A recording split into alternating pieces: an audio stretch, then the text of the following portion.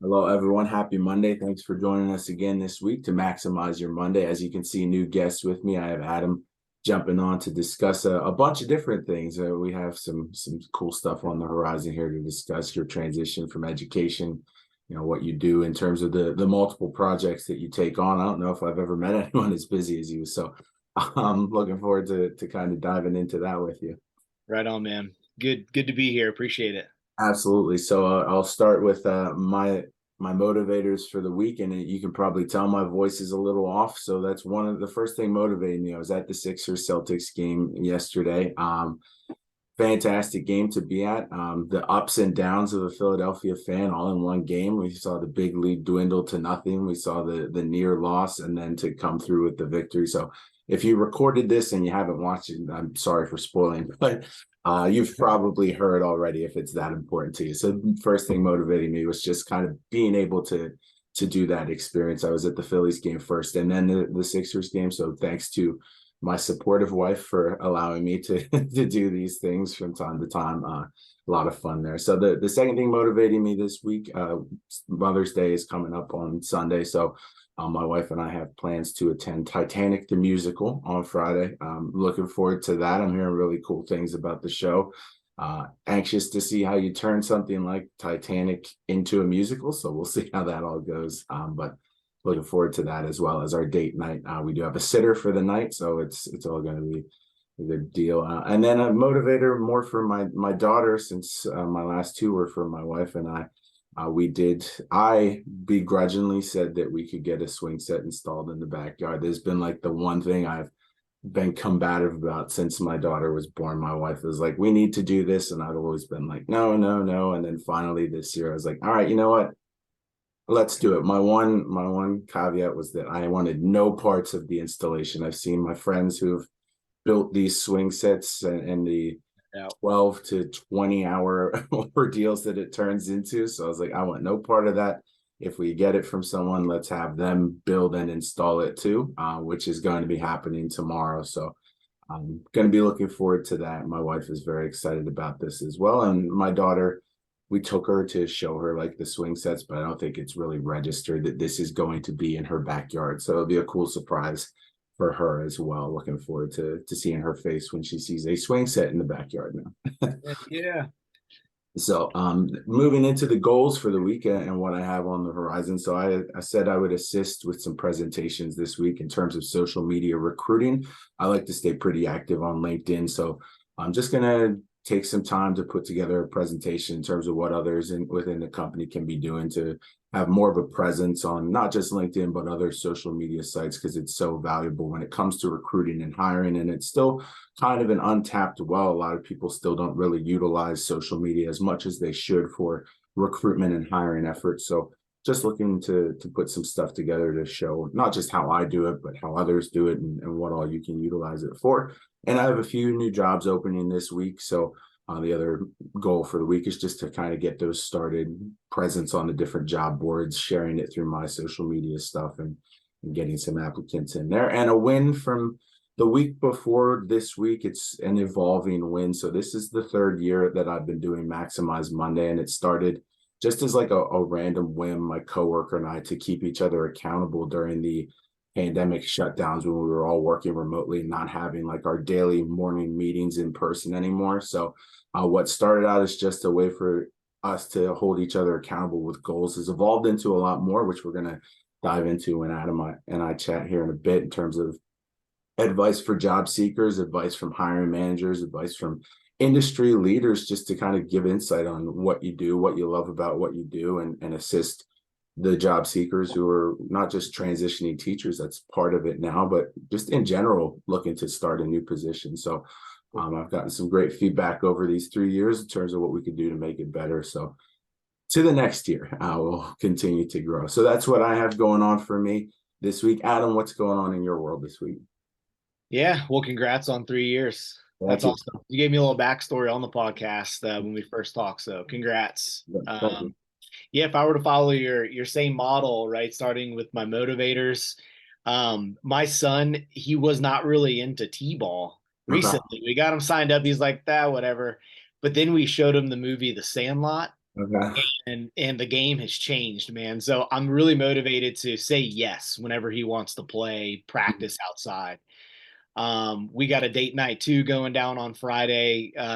This is actually our logistical date night. So we literally break out the calendar and say, what's going on this spring, this summer, just to try to stay organized so nothing creeps up on us. I think those who have kids and not knows what that's like. Yeah. And then I'll be going to I'm counting them. This will be my fifth time going to a jujitsu class Nice. Okay.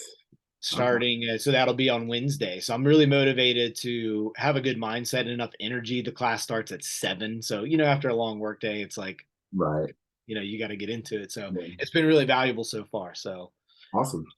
if I were to think about goals, my big goal this week is to set my traveling schedule. I've had lots of different requests and different needs that I need to like go and be there in person, especially in the post COVID world. Mhm.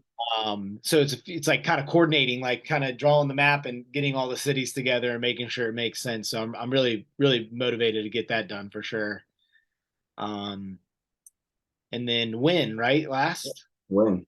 So in terms of a win, so I've been doing the fractional leadership, which I think we'll talk about. I'm excited to share more about that. But I also launched my career transition program for coaching last week, officially. So I got a few clients on the book, but really focused on people wanting to break into tech, or maybe they're in tech, like think about like a BDR, entry level sales. How do I get to become an account executive? So, anyways, that's that's probably the big win, was launching that last week and then already getting stuff on the books for this week. So excited to dig in with those individuals. Yeah, absolutely. Absolutely. So initially you and I connected to kind of chat about the show and like myself, you transitioned from education into a new field. So that's usually what I like to talk about first with any transition teachers, just kind of what that process looked like for you. You were based in Hawaii, so I'm sure it was a little different than a lot of people would deal with. So, what did that transition from education to sales look like for you at the time? Was that always like, this is the direction I want to be heading in, or did it evolve as you were looking at opportunities? Yep. So I think when I was in college, I did like a sales internship for like a radio station. So did the promotions, hey, we're out here at the grocery store, come see us, kind of thing. So I really enjoyed that, right? And kind of did some shadowing around the account executives. But ever since I was little, I promised my mom, who's also a classroom teacher, I'm going to be a teacher too. You say that when you're 6, and then I said it when I was a teenager and then in college. So I got my master's degree in education and made good on that promise. So I put in a good 6 years, right, teaching mainly juniors and seniors at the secondary level. Um, but I always kind of knew I was going to get back into it. I always had side hustles. Summers are off for teachers, which is a big bonus or benefit. But I always found myself doing something, right? Mhm. I was coaching classes for gymnastics or cheerleading, which is what I did in the past, or so I always kept myself busy anyway. So I thought I should probably do this. Let's call it hustle full time. Mhm. And so that's what kind of started me thinking about it, right? And then I guess fast forward, I started to get networked on LinkedIn with different recruiters, and actually had a friend in the Raleigh, Durham, North Carolina area who landed me a job at my first startup company. So I like to tell people I was a 32-year-old BDR. And if you're Mhm. not familiar with that role, it's like bottom of the barrel sales Right. role.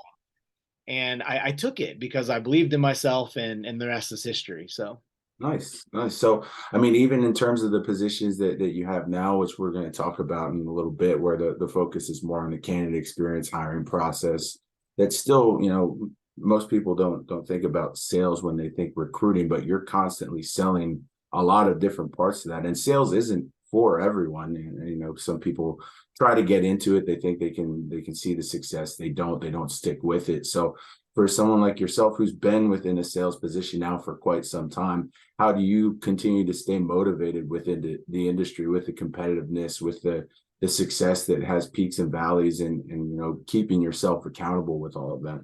yep. So anything with sales, right? And you're exactly right. I think recruiting both on the BD side. So in this case, I advise for a company called Backpack Recruiting. Shout out. They do their own business development and attract companies that say, yes, we'd love for you to recruit for us. Like, we love to send you some great candidates. And then obviously on the actual sourcing and screening recruiting side, there's a sale. I think with any kind of sale to your Peak and Valley, it's numbers, right? You're Mhm. going to make 100 calls. You may get 20 of them engaged. You may get 5 of them somewhat interested. Mhm.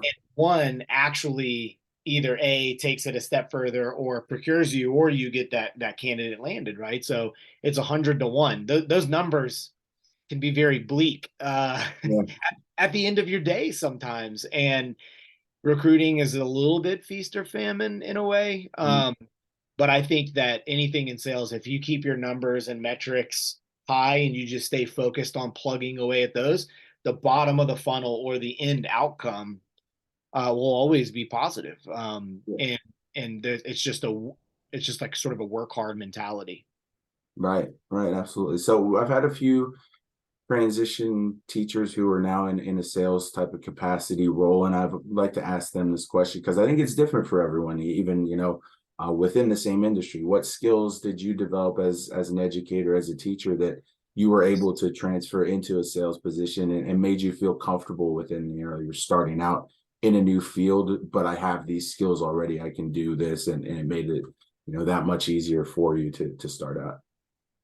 Yeah, great question. Because I think anybody transitioning into tech or some other role, like, I call that narrative, like really understanding what makes you valuable for the market. Mhm. And I joke about this, but it's the truth. In my interview for the sales role, it says I got the same question: what makes you think you're going to be any good at sales? You're a teacher. Right. And I was a history teacher, social studies, right? So my joke, but the truth is, I said, well, look, right now I sell United States history to 16-year-olds at 8 a.m. Right. Um, I got this, right? Like, Yeah. that's a hard thing to do. But truthfully, right, when you teach, you're doing lesson planning, you're presenting, you're understanding the importance of assessment. You're getting direct feedback, like right then and there. You're managing a classroom, and so if you layer this over for a sales blueprint, lesson planning, you're preparing for your pitch. If for the sales perspective, like really understanding sense of urgency, scarcity, presenting, obviously being comfortable talking in front of others, and your nerves or your ego not getting the best of you. The importance of assessment, right? Asking really great questions to the prospect, right? Or in the recruiting world, the candidate, right? Mhm. Getting that direct feedback, maybe shifting what you're doing on the call. So there's a lot, and I'd stretch to say a lot of teachers are just generally like good. They're good communicators. They're good people. They got good moral, ethical boundaries as well, because Right. that's how they're trained, but that's who they are in their heart. So, yeah, I hope that answers your question. Yeah, absolutely. Now, the other question is kind of something that I get a lot, and I'm sure you've seen the posts too throughout LinkedIn, is focusing on imposter syndrome and can I do this? Having that doubt. Was that ever something that you struggled with early on, or did you already having that background in sales kind of assist you with combating that? 100%. You're gonna have it. And again, going back to the metrics, what I did feel confident in is, like, at the end of the day, you're telling me if I send enough emails, make enough phone calls, send enough LinkedIn messages, I'm going to be successful. So whenever I felt that imposter syndrome, I just went back to, again, top of funnel metrics. I just Mhm. thought, just stay focused on that. I didn't even know what the term SaaS meant, right? Mhm. I didn't know, some of these acronyms and stuff that I think can feel drowning a lot of times.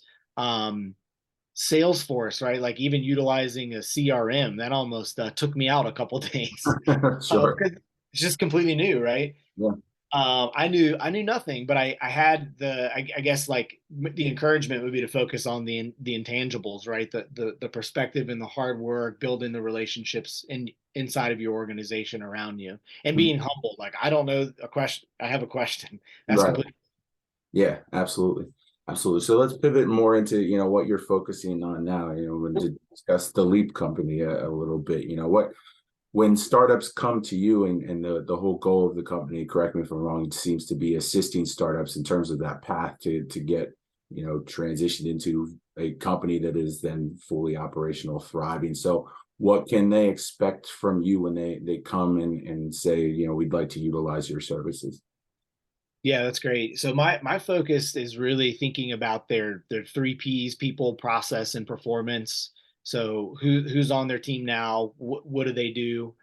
What sort of processes are in place, and then performance and metrics, right? And then sort of attaching the three P's to their general goals, whether it's revenue, maybe it's even growth over revenue. Some organizations say we're trying to get some logos, some net new logos in house. We're okay to lose a little money on it, but we ultimately need that to go get funding. So I think high level it's that, right? So it's really understanding how to back into their growth goals in particular. And so again, thinking about it from the three P's, I'm trying to think about too, what's a repeatable, predictable process that actually has some sales strategy involved. So I meet with, for example, a founder who's got an amazing product. And then I'll look at their pitch deck, and it's really feature benefit rich. It's a Mhm. little history about the company, and then feature benefits, and then sort of conclusion. And what it's missing is that, is there any sense of urgency? Is there a higher order of thinking? There's two kinds of sales, right? The ego sale, which more stories versus facts, right? This people want to hear how it's going to change them and their organization, versus data. Those folks want to see case studies. Right. How does your product or service move the needle for us? And I want to see metrics. So really building that into the actual sales strategy. And there's a lot more around this. It's even sourcing the right candidates. Startups will say, I'm ready to sell and sell more. Who do I hire first and why? And so I Mhm. can help advise them on whether it makes sense to hire a VP, a founding VP, or even a founding, business development rep, or maybe somewhere in the middle, like a great account executive that's excited to be there. Yeah. I could talk about it forever, but that's the high level. Okay. All right. Now beyond that, you're also working as a growth advisor. So, for you, when trying to get candidates into the right position, get them into the right opportunity, how do you try to create a rewarding experience for them while at the same time you're trying to balance the needs of clients, in equal parts? So how do you kind of maintain both of those pretty important aspects of your position? Yep. Yeah, so unique to my service of the Leap company, right? Coming in as an advisor or a fractional leader is being able to say, I can also stand up some recruiting for you and find those right people and lower your risks. Mhm. And so I think what I'm doing with Backpack Talent, who is boutique and is phenomenal at what they do, they have a great track record. Um, Advising them on how they're growing their business, but also doing some of that sourcing and hiring for them as well, particularly for sales and CX roles. But I think creating a rewarding experience for the candidate and balancing the needs right. I think that you got to get candidates hyped about the role. Mhm. And it's always my threshold. If they're not super hyped about it, then they're probably not, it's probably not going to shine through on the call, right? But even before that, I really think about, for the businesses that we're working with, truly like what are their needs and goals, right? So they say, hey, we're hiring for this role, really asking why, where do they see this position going in a few years? Um, yeah, so to your point, if I were to sum it up, I think on both sides it's about informing, educating, promoting, and then defending the services and the role that you're trying to place for. Okay. All right. Perfect. Now, last question I have for you is a question I have for anyone that joins this show, because I feel like, again, it's going to be different for anyone, and that's the advice side of things. So, you can look at it from the perspective of when you were looking to transition into a new career, advice you received that was very beneficial for you, or as someone who now is assisting with talent and getting them into that right position. What is advice you try to give to your candidates when they're going through the hiring process, and just to ease that for them, because it's overwhelming. Everyone says job searching is a full-time job, and they're not exaggerating. It certainly is. So what advice do you try to give to assist with an overwhelming process? Great. I recently did a really therapeutic exercise here. And what I'm saying is, I wrote an ebook about this. Okay. For anybody listening, if you just message me or somehow get a hold of me, right? LinkedIn's probably best. I'll send it to you for free. But it really has four pillars. I mentioned narrative earlier. The facts tell, that's going to be in your resume, but stories sell, right? So if you're just kind of going line by line in your resume, not going to get that job, right? But how you opened it, what motivates you, what are your goals, right? What are your wins? It's just kind of sharing some of that, especially when you get on a screening or an interview call. Mhm. Have a great story, something that is just really impactful and makes that hiring manager or recruiter go, wow, like this person is really neat, unique, right? And everybody has their secret sauce about them. I think the second piece is optimizing LinkedIn and resume, no doubt. Keywords, making it shine, making sure you're able to be in touch with. Mhm. I think the third piece is network and connect. You do a lot of that. LinkedIn is the best place to do it, but to your point, social media in general is a great way to just connect and put yourself out there. You may not hear anything back again for 100 people, but it only takes one time to land that perfect role. Right. And then I think the fourth thing is to go ahead and invest in yourself and get a coach, somebody who's been in the game for a little while and can really answer your questions super well, right? Which is like, hey, here's my goals. How do I back into that? And allow that coach to say, here's the playbook, right, for you in particular, and something that's unique. So hope that makes sense. But quickly, those would be my four pieces of advice. Yeah, absolutely. Well, that's perfect. And Adam, I thank you again so much for taking some time to jump on here with me. The flexibility in your schedule to work around when I gave you short notice. But All I good. appreciate everything. To everyone watching year 3 now, if you've been with me for 3 years, thanks. I don't know why, but I appreciate you. And we'll look to continue to grow this as we move forward here. But have a great week ahead, and we'll talk to you next Monday.